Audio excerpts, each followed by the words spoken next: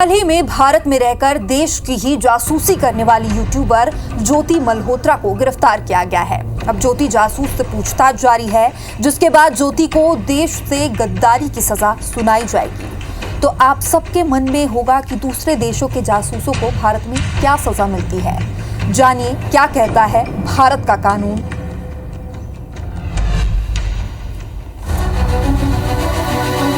भारत में जासूसी एक गंभीर अपराध माना जाता है, जो देश की सुरक्षा, संप्रभुता और अखंडता को खतरे में डालता है। भारतीय कानूनों में जासूसी से संबंधित अपराधों के लिए सख्त प्रावधान है, जिनमें मुख्य रूप से ऑफिशियल सीक्रेट्स एक्ट 1923 और भारतीय न्याय संहिता यानी कि BNS एक्ट 2023 शामिल हैं।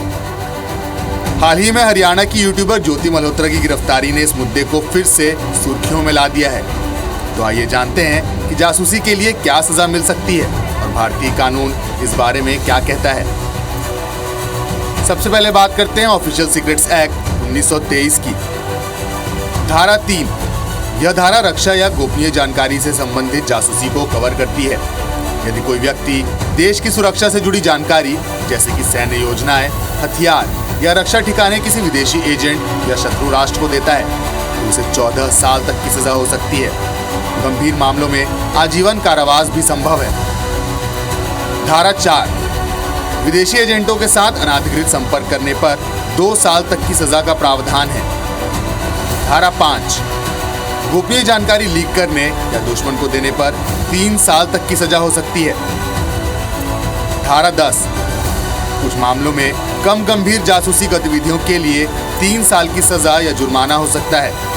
अब बात करते हैं भारतीय न्याय संहिता यानी कि BNS एक्ट 2023 की।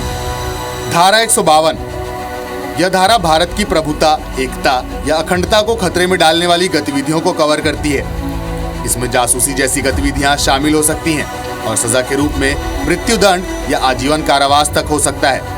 यदि कोई व्यक्ति देश के खिलाफ युद्ध छेड़ने या सैन्य जानकारी साझा करने में शामिल है तो उसे मृत्युदंड या फिर आजीवन कारावास की सजा हो सकती है।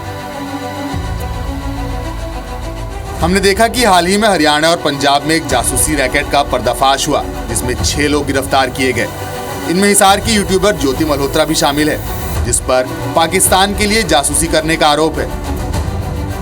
ज्योति पर ऑफिशियल सीक्रेट्स एक्ट की धारा 3, 4 और 5 के तहत मामला दर्ज किया गया है। जांच में पता चला कि वह पाकिस्तानी खुफिया एजेंसी ISI और दिल्ली में पाकिस्तान हाई कमीशन के अधिकारी दानिश के संपर्क में थी। तो ऐसे मामलों में सजा का निर्धारण कैसे होता है, ये भी आपको बताते हैं। यदि जासूसी से देश की सुरक्षा को गंभीर खतरा हुआ तो सजा अधिक कठोर होगी।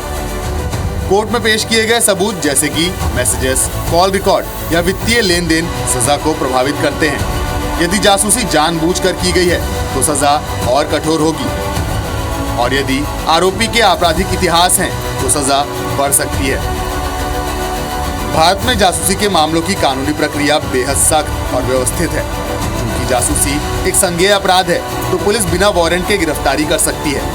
जांच प्रक्रिया में राष्ट्रीय जांच एजेंसी यानी कि NIA, research and analysis wing RAW और इंटेलिजेंस ब्यूरो यानी कि IB जैसी खुफिया एजेंसियां शामिल हो सकती हैं, जो सबूतों को गहनता से विश्लेषण करती हैं। ऐसे मामले अक्सर फास्ट ट्रैक कोर्ट में चलाए जाते हैं ताकि जल्द से जल्द न्याय मिल सके। यदि आरोपी को दोषी ठहराया जाता है तो वह उच्च न्यायालय या फिर सर्वोच्च न्यायालय में अपील दायर कर सकता है, जिसकी प्रक्रिया में औसतन 20 महीने का समय लग सकता है। Bureau report IBC 24।